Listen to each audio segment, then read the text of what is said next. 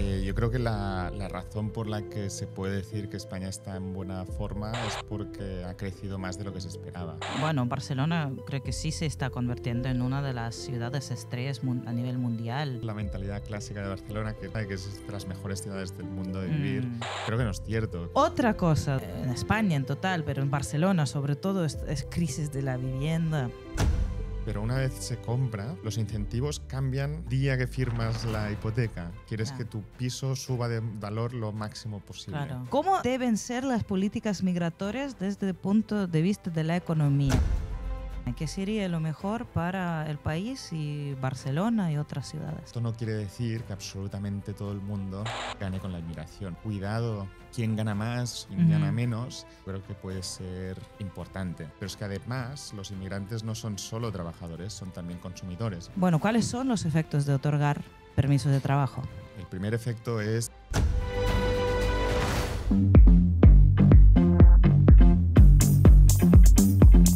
Hola a todas y a todos, esto es Habla con Daria, un podcast de conversaciones en profundidad sobre Barcelona. Y yo soy la Daria. ¿La economía de España es la mejor del mundo? Parece broma, pero así lo decidió el periódico británico The Economist el año pasado. Cada año hacen su análisis y declaran la mejor economía del mundo. En el año 2024 lo era España. Hoy hablamos de Barcelona y economía, pero antes de presentar al invitado muy especial que tenemos hoy, os tengo que pedir, por favor, dale like al vídeo, pon algún comentario. Si lo estás escuchando, también aviso que se puede ver en YouTube. Sin cortes, en YouTube se puede ver sin cortes y bueno, suscribiros al podcast, poned una reseña, todo esto ayuda muchísimo para que lo vea más gente y os agradezco muchísimo. Ahora sí, Barcelona y la economía, está aquí conmigo Joan Monràs, profesor de economía en la Universidad Pompeu Fabra. Hola, Joan. Hola, gracias por la invitación. También, bueno, sigo con tus títulos. Joan tiene doctorado en economía y sus áreas de investigación incluyen economía laboral, economía urbana y el comercio internacional. Todo correcto, ¿no? Todo correcto. Bueno, vamos a ello. Acabo de explicar lo de The Economist y España como la mejor economía del mundo. Supongo que eres consciente de este ranking. ¿Por qué? ¿Por qué lo es? Lo era. Era consciente del ranking. La verdad es que tampoco soy yo quien para juzgar si una economía es mejor que otra. Para eso existe el The Economist y otras publicaciones. Digamos, mi trabajo es mucho más de análisis y de intentar entender cómo funcionan los mercados. Yo creo que la razón por la que se puede decir que España está en buena forma es porque ha crecido más de lo que se esperaba. Una parte del crecimiento sí que viene muy dada por el incremento de población. España ha sido, el mercado laboral español ha sido capaz de generar mucho trabajo. Mucha gente de fuera ha ido o ha llegado a España en los últimos años, cosa que se traduce, entre otras cosas, en crecimiento, en el dinamismo que estamos viendo y que lleva a publicaciones como el The Economist y como otras a valorar si esto es la mejor o la segunda mejor o lo que sea, que obviamente esto no lo sé yo.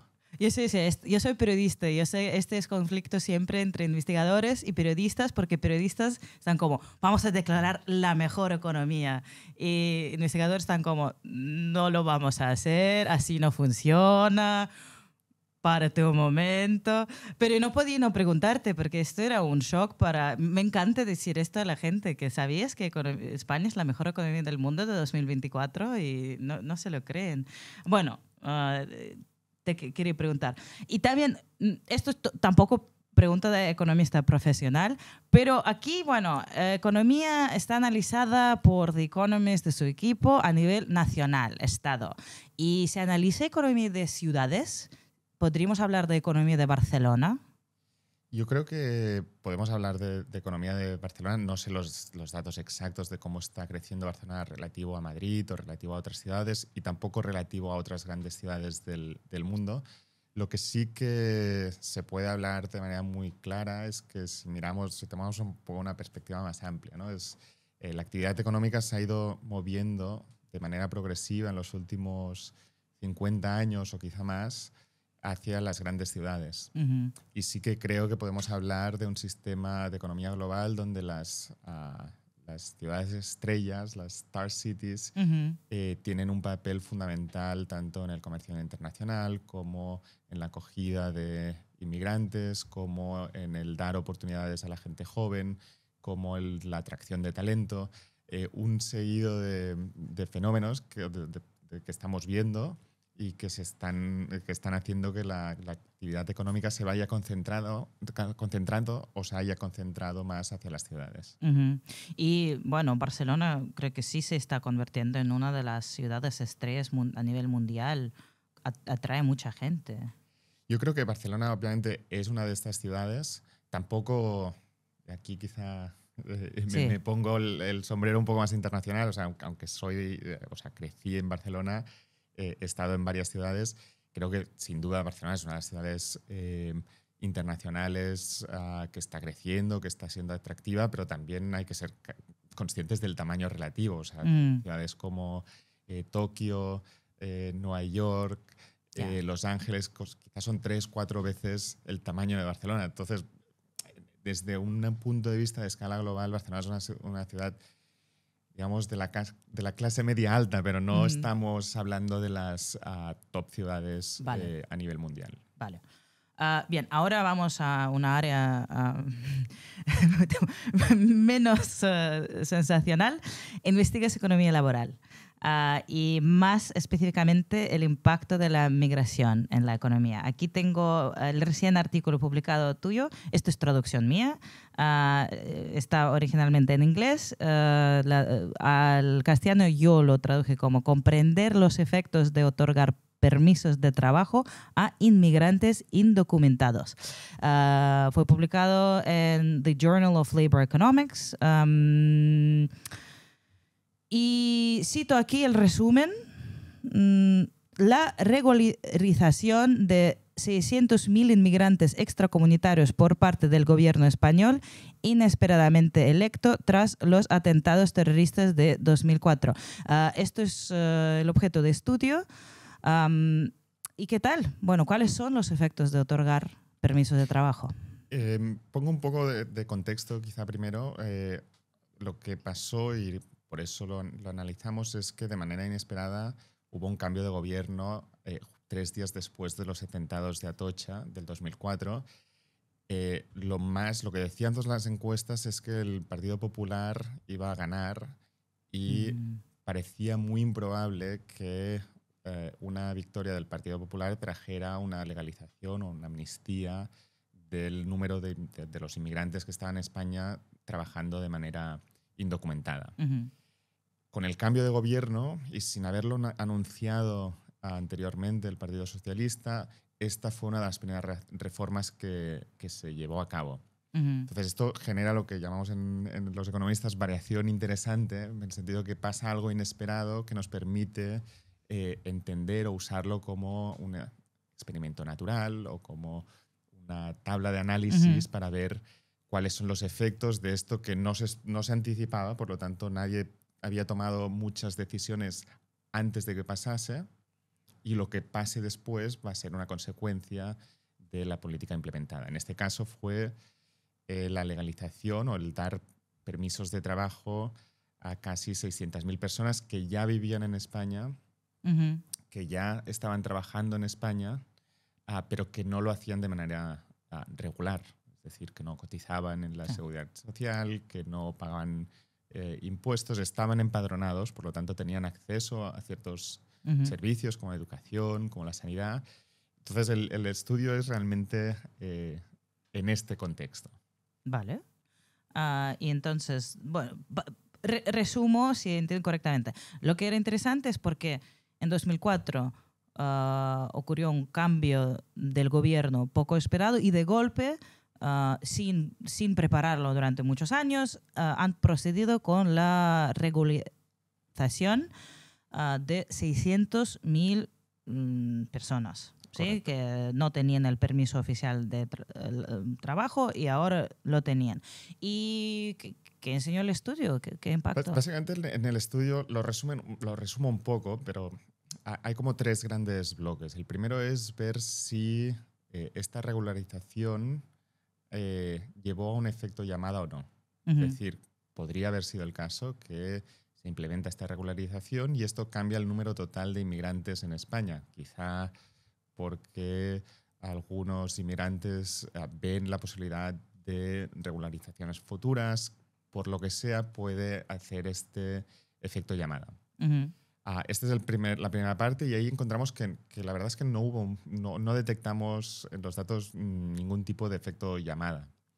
Lo miramos de distintas maneras. La manera más sencilla de explicar es seguramente mirar la evolución de los flujos migratorios o del stock migratorio entre los inmigrantes que se podían acoger, que venían de países de origen, que se podían acoger a esta regularización y compararlo a los flujos migratorios o los stocks de migración de aquellos países que no les afectaba la regularización, por ejemplo, los países de la Unión Europea, porque ya tenían los permisos de trabajo. Sí. Entonces podemos hacer este tipo de comparaciones y cuando las hacemos, la verdad es que no vemos mucho efecto llamada. Vale. El segundo tema que investigamos es qué pasa con las finanzas públicas y el mercado laboral de los nativos.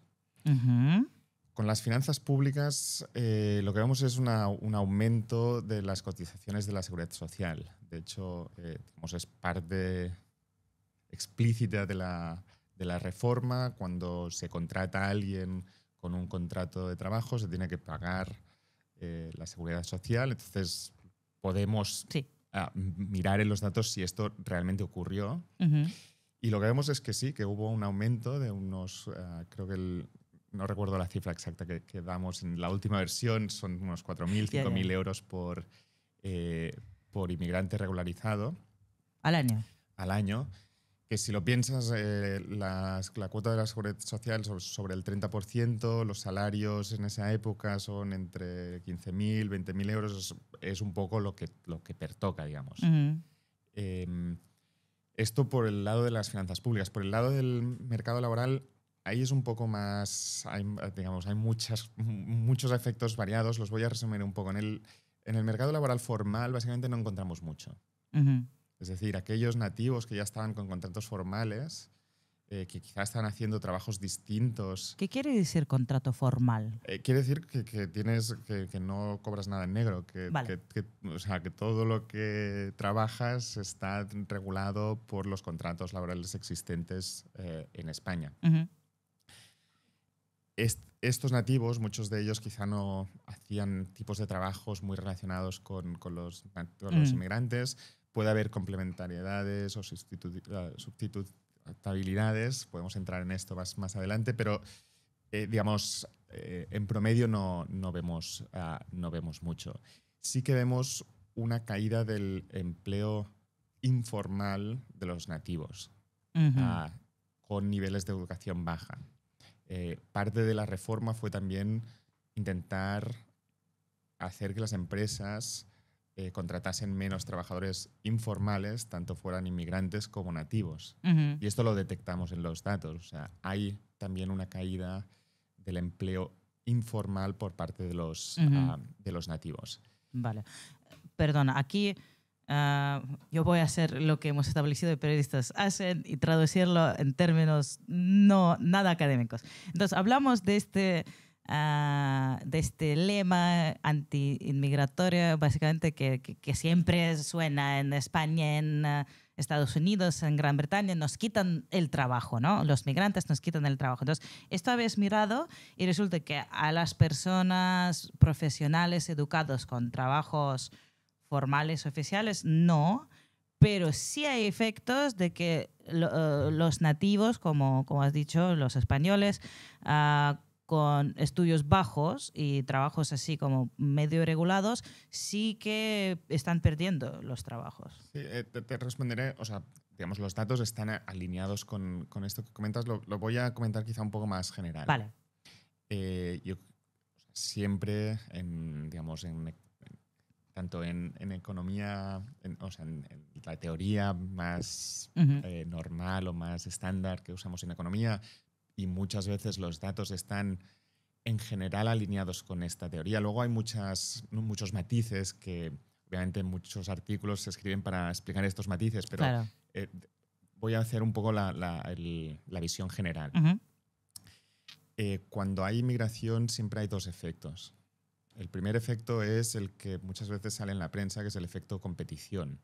Es decir, obviamente si hay más inmigrantes y aportan trabajo, pues puede haber competición por según qué tipos de trabajo, que puede afectar más a según qué nativos y menos a según qué otro de nativos. O sea, hay heterogeneidad en este efecto. Pero este no es el único efecto que existe. Hay un segundo efecto que se le puede llamar el efecto escala, que este no siempre se enfatiza y yo creo que es bueno tenerlo en mente también. Y la intuición es relativamente sencilla. Si tenemos, si la manera en que producimos usa lo que llamamos distintos factores de producción, y con esto quiero decir, por ejemplo, distintos tipos de trabajadores, o trabajadores y ordenadores, o trabajadores y edificios, es decir, hay varias cosas que se usan en la producción de los bienes que la sociedad produce. Si hay más de uno de estos factores, el factor inmigración, la demanda hacia todos los otros factores de producción va a aumentar.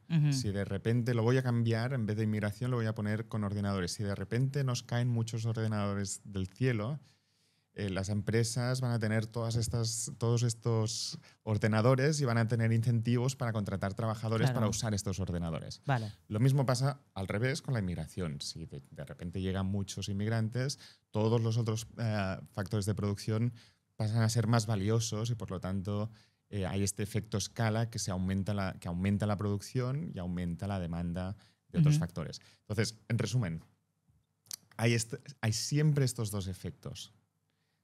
Una parte importante de lo que investigamos en economía es cuando uno de los dos domina más, pero no hay razón ex ante para pensar que siempre va a dominar el efecto competición, como no hay razón ex ante para pensar que para todo el mundo va a dominar siempre el efecto escala.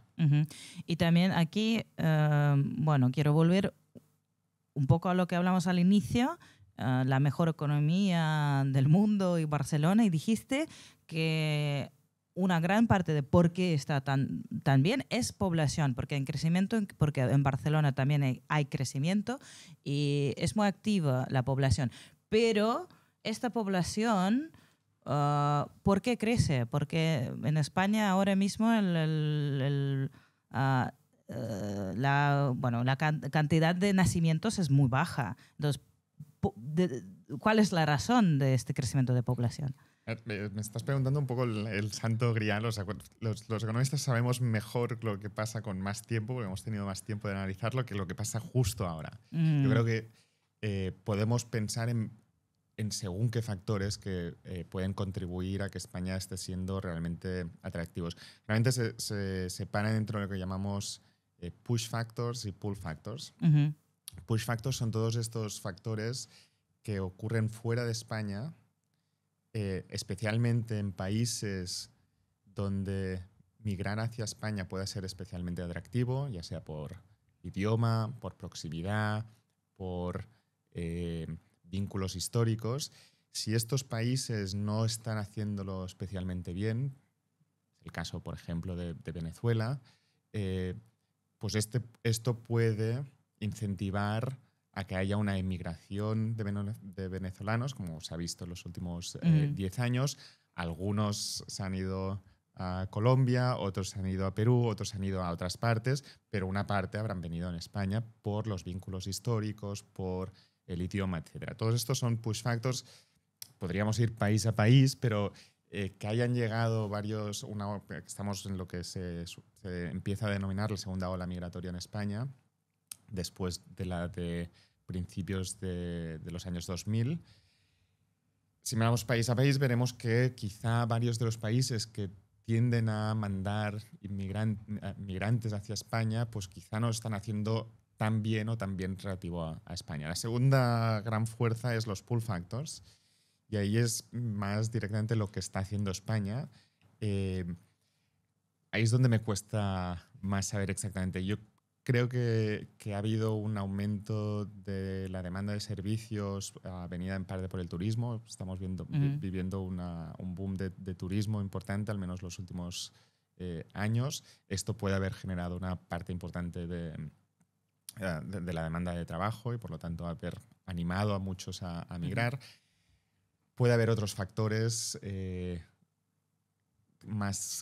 quizá más relacionados con la estabilidad en España relativo a otros países europeos, o saber qué papel exacto juegan estos distintos factores es algo que requiere quizá un poco más de perspectiva histórica, pero yo creo que por ahí estarán las razones. Vale. Esto es una nota para los que están mirando. Tenemos un episodio sobre inmigración donde hablamos más profundidad sobre flujos migratorios. Todo esto es el episodio número 1 con Jordi Bayona y Carrasco, el investigador de inmigración especialmente en Barcelona. Lo puedes mirar ahí. Volvemos a economía, pero aún será vinculado con la inmigración porque eres un investigador muy, muy prolífico. Estás publicando muchísimos artículos. Yo voy a mencionar 3. En 2025 salió un artículo que coautoraste que se llama Los efectos de los choques de demanda inducidos por la inmigración. Algunos estaban en inglés, sí estaban en inglés, esta traducción que he hecho yo. En 2004, otro artículo llamado Perspectivas del mercado laboral y decisiones de fertilidad de los inmigrantes. En 2003, ¿por qué la inmigración es un fenómeno urbano? Y otro artículo, también 2023, la inmigración en España. Y estos dos son de tu sola autoridad. Entonces, como este tema... Aquí una pregunta muy concreta. Llevas muchos años estudiando el tema, se ve, es evidente. Si tendríais que destilar los 3 puntos más importantes sobre la economía y la inmigración en España, 3 puntos, ¿qué serían?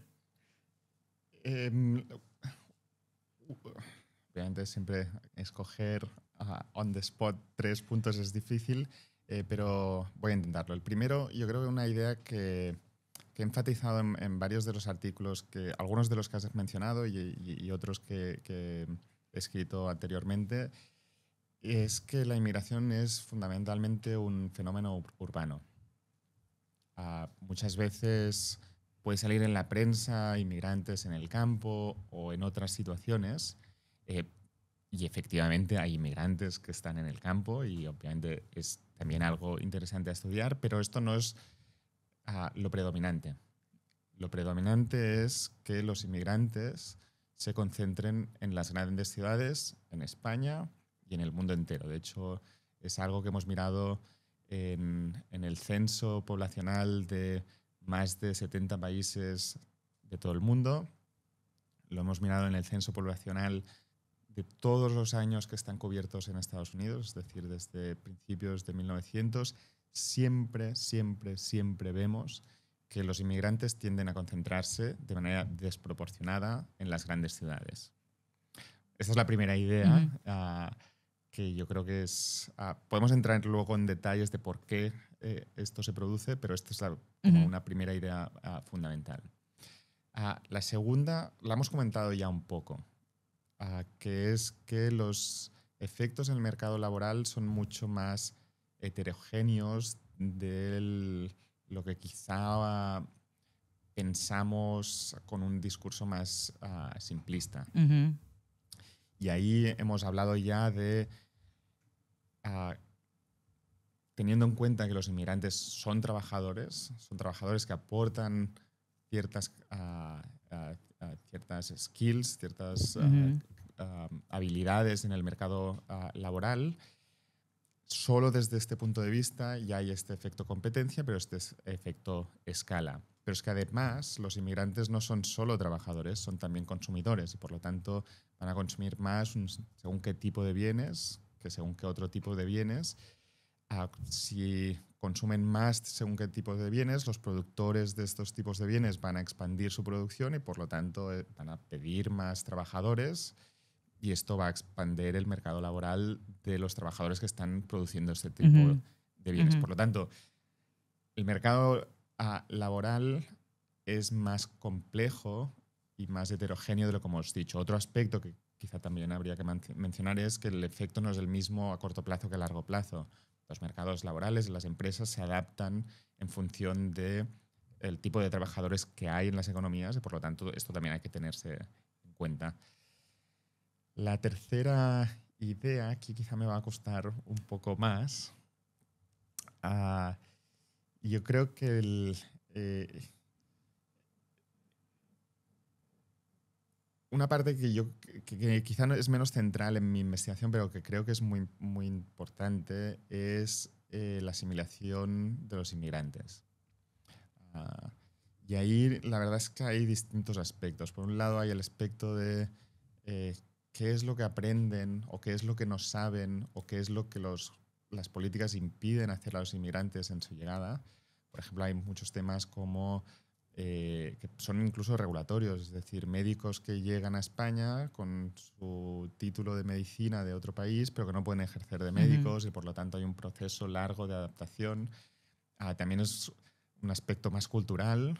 Obviamente, si vienen inmigrantes con gustos distintos sobre los restaurantes, sobre lo que sea, pues tienen una influencia en el país de acogida, pero también estos gustos no son inmutables, es decir, que hay un proceso de adaptación.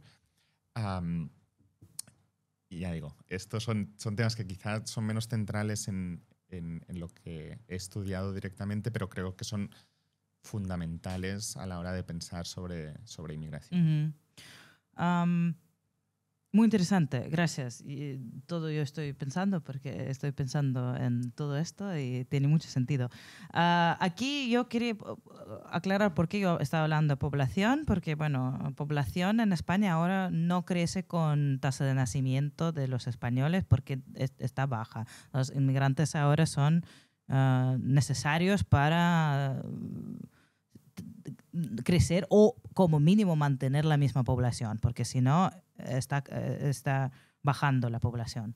También aquí un dato, y creo que está esto conectado con asimilación también, que en Barcelona ahora son 35% de población son personas nacidas fuera, y esto es un dato también que impresiona muchísimo, más de la mitad de los bebés que se nacen hoy en día en Barcelona tienen como mínimo un progenitor que no es de España. ¿Sabías esto? Sabía esto.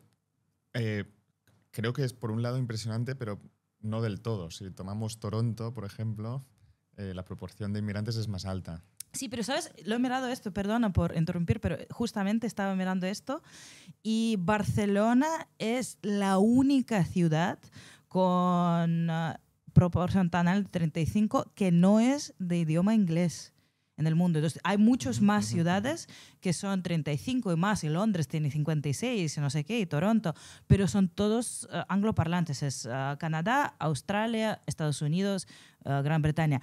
Barcelona es la única ciudad del mundo que tiene estos niveles de inmigración y no es de un país angloparlante. Esto no sabía, que fuera la única no angloparlante. Otra manera de ver, creo que obviamente este número refleja la importancia que tiene la inmigración, pero ¿por qué creo que me impresiona quizá menos que a otras personas? Si miramos históricamente en Barcelona, ahora los inmigrantes quizá vienen de otros países, pero ha habido mucha inmigración interna dentro de España. Ha habido muchísimo movimiento de gente que ha visto que la actividad económica se desplazaba hacia las grandes ciudades y se ha movido predominantemente hacia Madrid y Barcelona, otras ciudades también, o sea, no quiero, digamos, olvidarme de otras ciudades, pero entonces, no sé, y todo esto no es único de aquí, también pasó en Los Ángeles, también pasó en Nueva York, ha pasado en muchas de las grandes ciudades del mundo, que ha habido estos movimientos. Quizá al principio fueron más dentro de las fronteras del país, sí. y ahora ha sido un fenómeno un poco más internacional. pero yo creo que es parte de la evolución de las ciudades de los últimos 50, 60 años. Vale. Una pregunta relacionada con uno de los artículos que eres coautor. No sé si... bueno, vamos a ver. ¿Cómo deben ser las políticas migratorias desde el punto de vista de la economía? ¿Qué sería lo mejor para el país y Barcelona y otras ciudades? Esta es de las preguntas difíciles para mí, porque obviamente yo tengo mis opiniones políticas, pero no soy político, no me dedico a hacer política, por lo tanto, o sea, yo lo que puedo contestar sobre todo es qué cosas hay que tener en cuenta y luego lo que muchas veces los economistas llamamos los policy weights, Sí. pues esto es cuestión de los votantes o del político que esté intentando implementar políticas. ¿Pero qué hay que tener en cuenta? Cosas que creo que hay que tener en cuenta. Las hemos mencionado algunas de ellas. El aspecto... voy a intentar poner algo de orden. Aspecto asimilación, yo creo que es importante. Es muy distinto a tener inmigrantes que llegan y que de manera permanente tienen salarios bajos, por ejemplo. Una de las maneras que se observa en los datos la asimilación es el salario relativo de los inmigrantes con nativos que tienen niveles de educación parecidos, que viven en sitios parecidos, edades parecidas, y muchas veces cuando llegan los inmigrantes tienen un gap importante en salarios respecto a los nativos. Salarios permanentemente bajos, si reflejan productividad permanentemente baja, creo que es malo para todos, para los inmigrantes en primer lugar, pero también para la economía en general, por todo lo que importa... ya quizá me desviaría demasiado, pero digamos, sí, para fijar ideas, importante el aspecto asimilación. El segundo aspecto importante yo creo que es el mercado laboral. El mercado laboral, como he dicho, hay distintas fuerzas, quiere decir que algunos pueden salir perdiendo de la inmigración y otros ganando. Ya. Una opción que a veces se ha tomado es digamos, no entrar en demasiado detalle en quién gana, quién pierde, porque yo creo que hay mucho consenso entre los economistas, como hay consenso en otros temas, como puede ser el comercio internacional, que en promedio las economías salen ganando de la inmigración o en promedio las economías salen ganando del comercio internacional. ¿Por qué? Por efectos de escala que estaba comentando, por efectos de productividad, porque llevan nuevas ideas, por muchas razones nos hacen pensar que en promedio es bueno tener economías dinámicas y abiertas a la inmigración. Esto no quiere decir que absolutamente todo el mundo gane con la inmigración. Por lo tanto, tener cuidado en quién gana más o quién gana menos, yo creo que puede ser importante. El tercer aspecto que me parece muy importante, pero repito, quizás menos central en mi investigación, es aspectos que van más allá de la economía. Culturales. Culturales. Todo esto puede crear tensiones que algunas pueden ser difíciles de resolver. Yo creo que son temas muy importantes que hay que, de la misma manera que digo, hay que mirar en detalle quién gana y quién pierde, pues lo mismo en el sentido cultural. ¿No? Entonces, yo por eso dije lo de Barcelona la única no angloparlante, porque yo creo que aquí las lenguas y las dificultades de asimilación están creando, no sé si son problemas, pero están creando burbujas. Como las poblaciones, según la lengua, viven en Barcelona completamente distintas. La gente que habla catalán casi no interactúa con mucha gente que ha venido hace poco, que hablan inglés o castellano o español, si han venido de otros países. Sí que las vidas son como... Comparten la ciudad, pero no comparten ni lugares donde van, ni opiniones que tienen, ni mucho. Esto, bueno, Esto, sí, esto no sé voy si... a añadir algo, es ya fuera Sí, sí. de investigación, pero bueno, pequeña opinión personal. Sí que creo que ha habido distintos ah, instituciones o funciones que han servido tradicionalmente para que gente con backgrounds muy diversos se encuentre. Por Ujú, ejemplo, la escuela pública, la ujú, universidad, pero también centros religiosos, otros que... entonces, estos puntos de encuentro de gente con distinto background creo sí, que son importantes eh, sí, sí, para las sí. sociedades. ¿Cuál es la manera de hacerlo en Barcelona? No tengo ni idea, no es parte de mi Ya, investigación, pero sí que creo que son cosas relacionadas con lo que comentabas que es bueno tener en cuenta. sí, sí. Bueno, esto es lo que me interesa a mí ahora mismo como periodista, por eso yo sabía esto de ciudades, porque estoy pensando en un artículo relacionado con todo esto. Ah, Sigo con una pregunta más personal, porque tú viviste fuera de España, ¿sabes? Muchos años. Viviste en Londres, viviste en Estados Unidos muchos años, por lo que entiendo, porque estabas trabajando en el doctorado. Ah, ¿Cómo fue en estas épocas? ¿Te identificabas como migrante? ¿Inmigrante? La verdad es que, o sea, sí, o sea, tampoco es que tuviese una gran, digamos, identificación, pero sí que es cierto que es un hecho que de los últimos, no sé, lo digo más o menos, de los últimos 15 años, pues quizá he sido migrante 11, Ujú.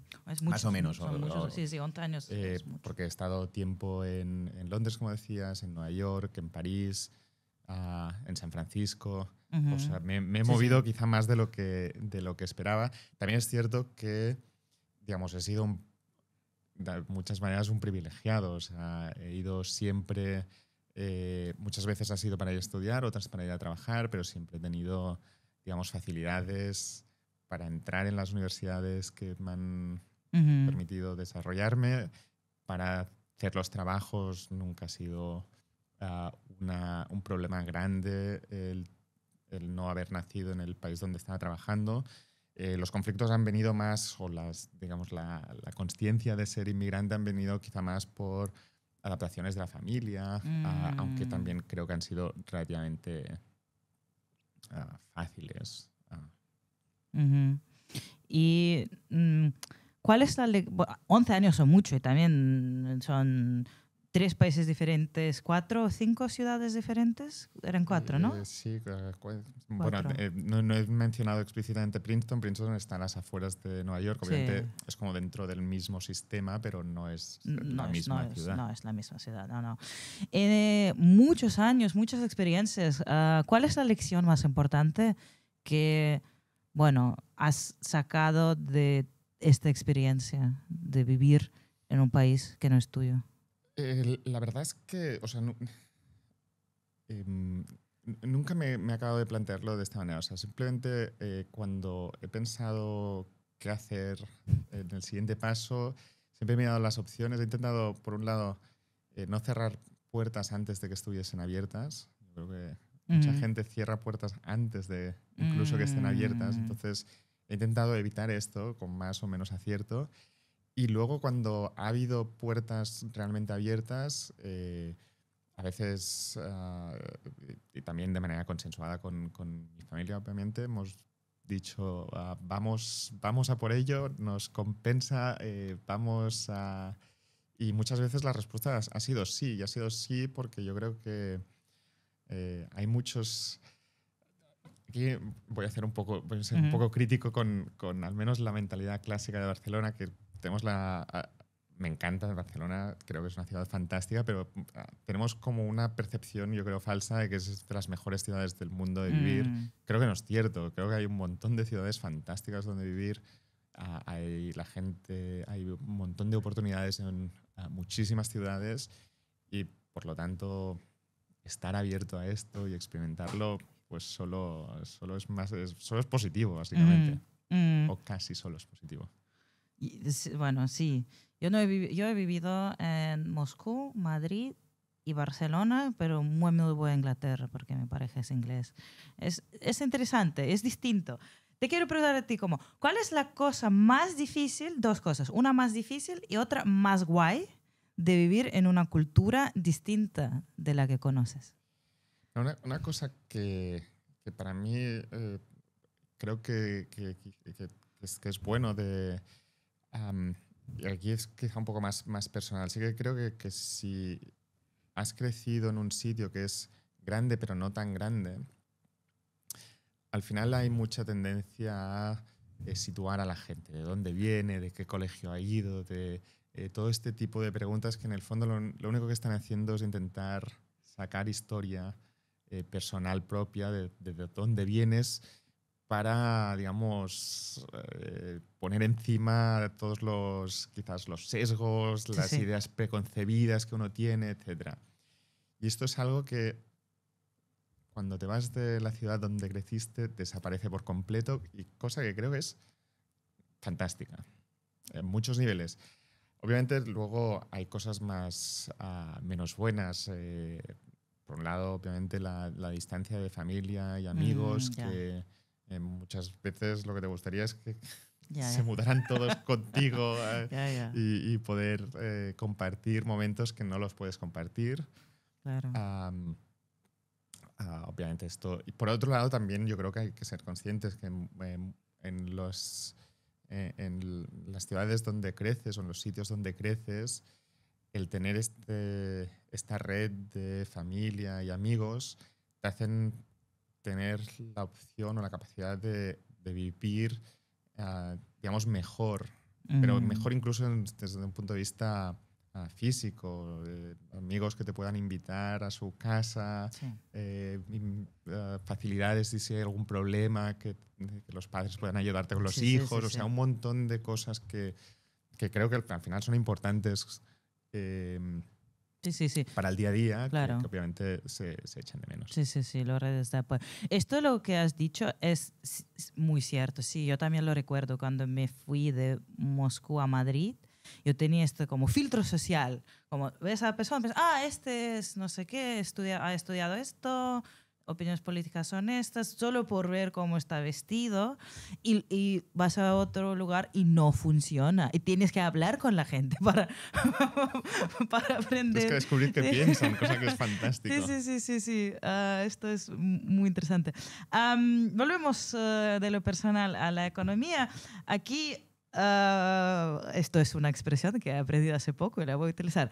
Otro melón por abrir. Son nómadas digitales. Esto es economía de Barcelona. No sé si se consideran como inmigrantes los nómadas digitales y si se estudia el impacto de los nómadas digitales. O sea, se considera inmigración. Hemos estado hablando de inmigración en general hasta el momento, pero obviamente una cosa que quizá no hemos enfatizado y deberíamos haber enfatizado es que hay distintos tipos de inmigración. O sea, hay episodios en el pasado que se pueden considerar más de inmigración de nivel educativo bajo, inmigración de nivel educativo alto, inmigración que entra a trabajar en los países de acogida. El caso de los nómadas digitales es un tipo de inmigración distinto quizá en algunos aspectos a la inmigración que hemos visto en otros contextos, y yo creo que la caracterización es básicamente que el lugar de trabajo no es en el país de acogida. Esto no se, digamos, había un vínculo muy estrecho tradicionalmente entre donde vives es donde trabajas. Desde el COVID, quizá incluso un poco antes, se ha podido desvincular algo, cosa que crea nuevas preguntas, nuevos estudios que estamos justo ahora empezando. Vale. Entonces es como un tema completamente nuevo, interesantísimo, pero sin aún mucha información, yo creo que mucha investigación completada. Investigación completada, ¿no? Creo que tenemos elementos para pensar sobre ello. Enfatizaba, por ejemplo, hace unos minutos que es importante pensar que los inmigrantes no son solo trabajadores, que son también consumidores. Por lo tanto, los efectos en el mercado laboral de la inmigración tienen que tener en cuenta estos dos aspectos, y es algo que estudiamos, por ejemplo, de manera muy concreta usando datos noruegos en un artículo que acabamos de poner en nuestras páginas web y que estamos circulando. La particularidad de los nómadas digitales es que la parte que conllevan de inmigración es más la parte de consumo que la parte de trabajo. Entonces, yo creo que tenemos elementos para pensar sobre estas cuestiones. No podemos dar cifras finales de cuál es el efecto, cuál deja de ser el efecto. Sí. Sí, entendido. Bueno, esto no es una pregunta, es una nota que creo que aquí lo súper interesante es la asimilación de los nómadas, porque como has dicho, como la relación laboral es muy, muy, muy distinta, no tienen motivación de integrar por trabajo, entonces cómo sería el comportamiento y adaptación cultural aquí. Aquí otra cosa, en España en total, pero en Barcelona sobre todo, es crisis de la vivienda.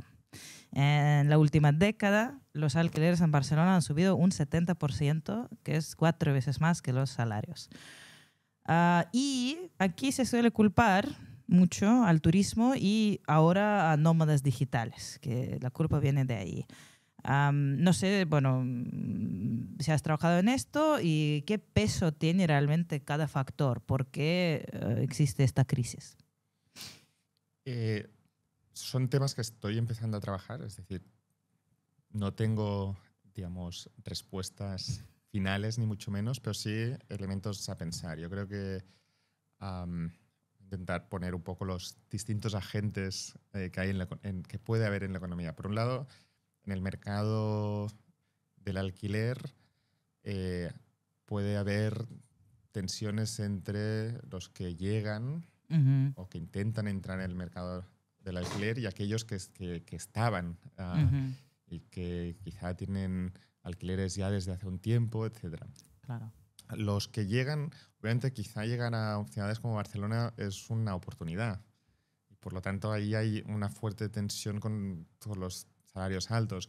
Los que ya estaban, pero que van subiendo los salarios, que van subiendo los alquileres, hay un coste muy importante de desplazamiento, que por lo tanto también se tiene que tener en cuenta. Esto es solo el mercado del alquiler. Además hay el mercado de compraventa. Esto estoy de momento solo pensando desde la demanda. De nuevo, es muy difícil para muchos comprarse una vivienda, pero una vez se compra, los incentivos cambian el día que firmas la hipoteca. Quieres que tu piso suba de valor lo máximo posible. Claro, sí. Volveremos a esto. Y el tercer factor a tener en cuenta es esta demanda externa que se puede llamar, que son la inmigración, más que la inmigración, el turismo, los nomad workers, etc. Estos son como las distintas cosas a tener en cuenta. Sí, que están ahí. Obviamente, históricamente, lo que pasaba cuando había muchas migraciones internas es que se construía mucho. Y para eso no hace falta más que, no sé, ir a los mapas de... Esto se me está moviendo. Ir a los mapas de Barcelona. Barcelona se ha ido expandiendo. Cuando ha habido mucha inmigración, se han expandido varios barrios de Barcelona o de los alrededores, pero no es una cosa exclusiva de Barcelona. No. Si miramos Los Ángeles, se expandió de manera exagerada, es decir, de repente, no solo Los Ángeles, incluso ciudades como San Francisco, como Madrid, es otro ejemplo muy bueno de lo que digo. Por lo tanto, digamos, cuánto dejamos construir y dónde es muy importante a la hora de determinar cómo este desplazamiento de la actividad económica hacia las ciudades que dan estas oportunidades puede ir absorbiéndose. Pero Barcelona ya no tiene más espacio para construir, ¿no? Ahí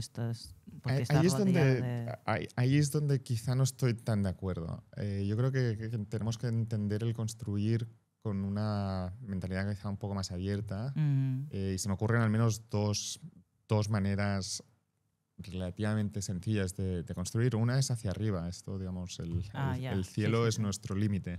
Sí, sí. Bueno, no, hay límites tecnológicos, Claro. pero tampoco, o sea, con esto no quiero decir que esté necesariamente de acuerdo que se tenga que construir para arriba en todos los barrios o en todos los sitios, pero sí que es obviamente algo que nos tenemos que empezar a plantear, dada la geografía de Barcelona. El segundo aspecto, que también es construir, pero que quizá no se ve de manera tan clara, es la comunicación con los pueblos de los alrededores. Lo pondré incluso con un ejemplo de Barcelona. Barcelona antes era el casco antiguo y los pueblos Claro. de los alrededores eran Sarriá, Sí, sí, Gracia, sí. etc. Las comunicaciones eran mucho peores, por lo tanto, la gente de Sarriá y Gracia quizá no estaba integrada, no completamente Sí. integrada con la vida del barrio gótico. Ya. Las comunicaciones han mejorado y ahora, por ejemplo, Sant Cugat, que está completamente bien conectado con los Está ferrocarriles bien, sí. que funcionan fantástico, es parte del área metropolitana de Barcelona sin ningún lugar a dudas. Y Sí. otros pueblos, otras ciudades a los alrededores de Barcelona quizá no tienen estas conexiones. Sí, Hemos hablado viví mucho de 2 años cercanías. en Cerdanyola del Vallès y esto era un horror a términos de transporte. La R4, es que la lista de razones porque R4 no me lleva al trabajo hoy era larguísima. Un día se prendió fuego, otro día, no sé, hemos parado y el tren fue a la otra dirección sin aviso. Y como la lista era broma entre mí y mi pareja, ¿por qué no has llegado al trabajo hoy? Pero básicamente aparte de R4 no hay nada y es Cerdanyola del Vallès, es zona 1. Es que no puede ser tan horroroso el transporte. Exacto, yo creo que, de hecho, yo creo que has dado en el clavo con la comparación. Sardañola y Sant Cugat, a nivel geográfico. Hemos caminado ahí de una a otra varias veces, sí. Por eso, a nivel geográfico son muy parecidas, es decir, están más o menos en el mismo sitio. Hay una montaña, obviamente, Claro. hay, digamos, impedimentos geográficos, pero tienen los mismos impedimentos geográficos. Lo que pasa es que Sant Cugat, por varias razones, está bien conectada con Barcelona. Y Sardañola, por varias otras razones, no está conectada con Barcelona. Por lo tanto, que Sant Cugat pueda ser, y que no se enfaden la gente de Sant Cugat, un barrio más de Barcelona. Se van a enfadar. Y que se van a enfadar, pero espero que se entienda dentro del contexto de cómo lo digo. Y que Sardañola no lo sea es, digamos, parte de lo que también restringe la capacidad de Barcelona de crecer. Lo mismo valdría con Badalona. Badalona, si digamos, la mejor manera es cuando despega el avión del aeropuerto de Barcelona y miras hacia abajo la geografía. De hecho, desde el aire, Barcelona y Badalona como que parecen la misma ciudad. Sí. Parecen, digamos, a nivel geográfico es completamente integrable. Es solo cuando vives o has crecido en Barcelona o en Badalona, me imagino que es parecido, que te das cuenta que son como dos ciudades y que no están del todo integradas y que el metro no llega y que hay unos autobuses que llega o llega pero de manera imperfecta, no tiene la misma bicicletas, densidad. esto es una cosa, porque Vicen se acaba con Barcelona. No hay Vicen, ya no estás en Barcelona. Pero obviamente no es el mismo nivel de integración que dentro de Barcelona. Sí, tanto. Se nota que es, como tú dices, que es una ciudad diferente, no por geografía, pero porque sales y las cosas están hechas de manera distinta o, bueno, hay algo que no funciona. Bueno, por ejemplo, en Barcelona más o menos funcionan los ascensores. En Badalona no tanto, ¿sabes? Lo sé porque, bueno, tengo un niño y he ido a Badalona con el cochecito y, bueno, no está al mismo nivel. Pero por estas cosas estás notando que es una ciudad distinta y no porque sí, está muy cerca de Barcelona, sí. Pues entonces, volviendo a lo que comentabas al principio, yo creo que hay distintas dimensiones donde Barcelona, aunque haya montañas, ríos y mar, puede seguir creciendo y puede seguir generando vivienda y puede seguir dando oportunidades a los jóvenes que quieran vivir en Barcelona, ya sean del resto de España o internacional. Sí. Puede seguir. Yo creo Lo que que pasa es una hay elección. señales de que esto está ocurriendo porque, bueno, la noticia que Rosalía está montando, no esperaba decir Rosalía en este podcast, pero aquí estamos. Pero ella está montando un estudio enorme de producción en Hospitalet de Llobregat, creo. Y también que están haciendo las 3 Xemeneies, que están entre justamente Badalona y Barcelona, están también convirtiendo, esto es ya el Generalitat, a un espacio mediático para empresas de medios. Entonces yo creo que con estos 2 grandes proyectos seguro que habrá más movida económica. Nota. ¿Qué opinas? Creo que es, o sea, no sé los 2 proyectos en detalle como para tener una opinión firme, pero creo que un poco en línea de lo que decía, o sea, creo que no tenemos que tener miedo en decir, bueno, quizá Barcelona está capacitada para seguir creciendo, obviamente hay que tener en cuenta, digamos, las distintas fuerzas, las problemáticas que puedan surgir por según qué tipos de crecimiento, pero yo creo que vuelvo un poco a lo que decía antes. ¿Es Barcelona una gran ciudad mundial? No. ¿Es Barcelona una ciudad de clase media alta mundial? Sí. Puede que algunos no quieran llegar a construir una ciudad como Nueva York en un espacio como el de Barcelona. Es totalmente respetable, pero obviamente tiene ciertos costes, entre ellos los precios altos de la vivienda. También es cierto que los precios altos de la vivienda, o sea, que como la tendencia ha sido moverse hacia ciudades, los precios altos de la vivienda son altos en Barcelona y son altos en muchos sitios. Sí, sí. Madrid. Correcto. Pero sí que creo que, digamos, ser conscientes que si hay demanda para vivir en las grandes ciudades, hay que dar estas oportunidades a quien quiera venir y a quien quiera formar familias en las grandes ciudades, pues a mí me parece razonable. Otros pueden estar en desacuerdo, sí. Pero ahí ya no entro. De opiniones. Vamos ya finalizando. Aquí voy a hacer primero una pregunta que creo que vas a odiar. ¿Es probable que España será votada la mejor economía de 2025? Aquí no tengo ni idea. Ni idea. Vale, una pregunta un poco... De hecho, no.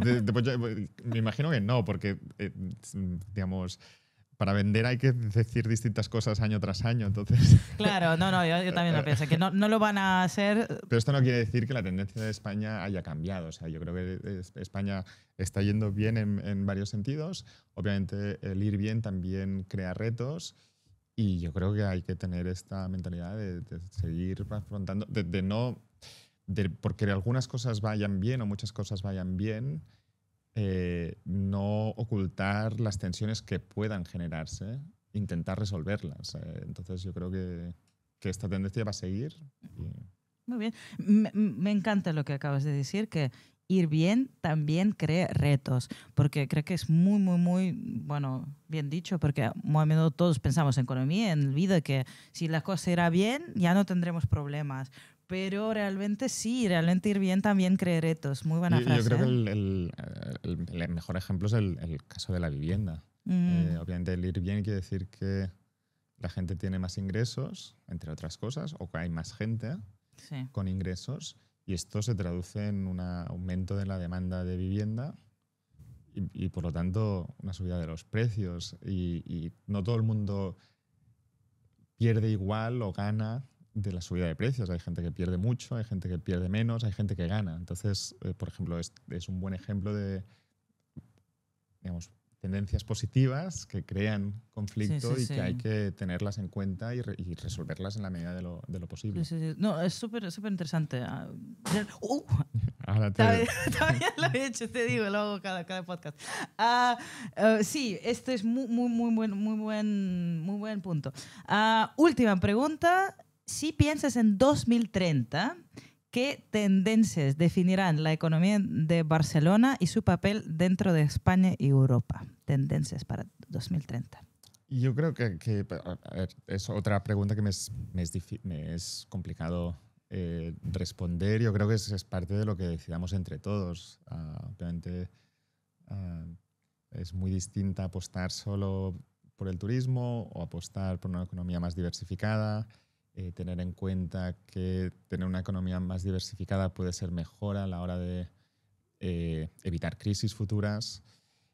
Creo que a nivel de qué sectores se desarrollan, no todos llevan los mismos efectos de aglomeración, que podemos decir, que es decir, el tener un sector fuerte tiende a crear o a generar ideas dentro del sector que lo convierten en más productivo, en más bueno, etcétera, etcétera. Pero no esta generación interna de ideas o estas fuerzas positivas, no todos los tipos de empresas las tienen parecidas. Hay algunas cosas que, digamos, no tienen estos efectos o estas externalidades. Por lo tanto, también el estar diversificado es una manera de asegurarse que al menos algunas partes de la economía también van a funcionar. Sí. Ahí, sin embargo, entra mucho las oportunidades de inversión de aquellos que se dedican al sector privado. La influencia de la política es grande en muchos aspectos. Por lo tanto, lo que entre todos decidamos, digamos, y yo puedo tener mis opiniones hacia dónde moverse, pero son, digamos, no creo que interesen a mucha gente. Bueno, me interesa a mí. Dame una. ¿Dónde una tuya que pienses dónde tenemos que movernos? ¿Hacia dónde? Yo creo que obviamente es bueno o sería bueno para todos moverse hacia sectores donde tengan potencial de crecimiento. El problema de esto es fácil de decir, pero difícil de adivinar. Vale. Por lo tanto, no sé exactamente cómo contestarte. Tradicionalmente, generación de conocimiento ha sido muy favorable para el crecer de las ciudades, para dar oportunidades a las ciudades. No sé si es este el camino del futuro, pero yo creo que sí que hay que estar abiertos a oportunidades y abiertos a desmontar las oportunidades que no hayan funcionado. Yo creo que muchas veces, si algo ha funcionado en el pasado, se pueden crear, digamos, inercias o poderes locales.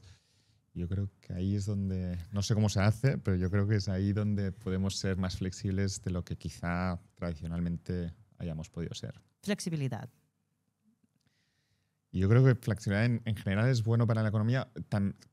Repito cosas que he dicho, que también crea sus tensiones y sus conflictos. Obviamente, si a mí me dices que tengo que ser flexible y dejar de ser profesor y pasar a ser médico, digamos, lo voy a intentar si no me queda más remedio, pero obviamente tiene un coste personal. Entonces, no quiero tampoco minimizar estos costes personales, pero sí que, si obviamente digamos, el futuro está hacia la medicina y no hacia ser profesor de universidad, tenemos que facilitar estas transiciones, digamos, a varios niveles, y me sabrá muy mal para los profesores de universidades, entre los que me incluyo yo, pero, digamos, a lo largo será mejor. A lo largo será mejor. No puede digamos, todo depender de salvar mi trabajo, digamos. Ya.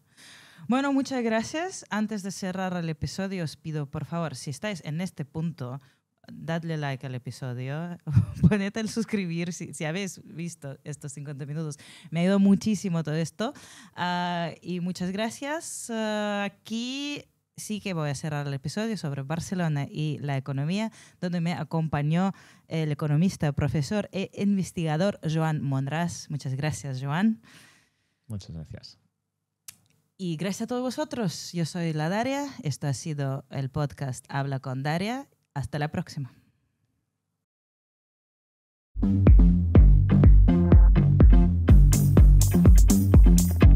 ¿Cuál es un precio justo de un café con leche?